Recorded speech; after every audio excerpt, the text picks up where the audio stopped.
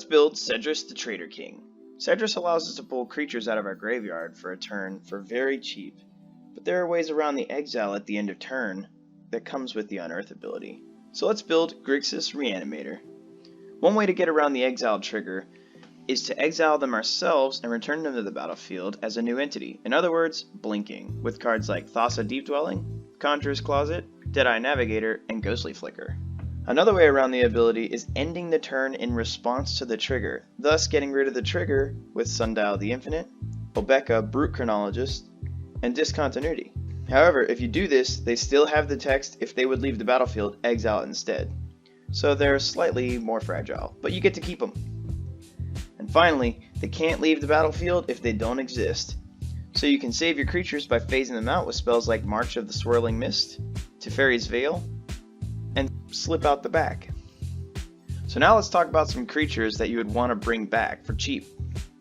To get loads of value, we should focus on Enter the Battlefield and attack triggers because they do get haste with Unearth. We can use creatures like Thraximundar, Shard of the Void Dragon, and Nephrox Overlord of Grixis to get creatures out of the way on attack. Or we can get hardcore value with Archon of Cruelty and Lord Xander on Enter and Attack. If you blink a lot, you can abuse simple creatures like Venser Shaper Savant and Skinrender for removal.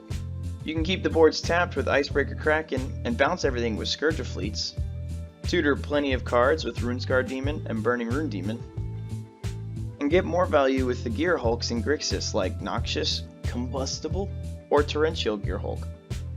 We can also slam some Eldrazi power into this with It That Betrays, Pathraiser of Ulamog, and Void Winnower.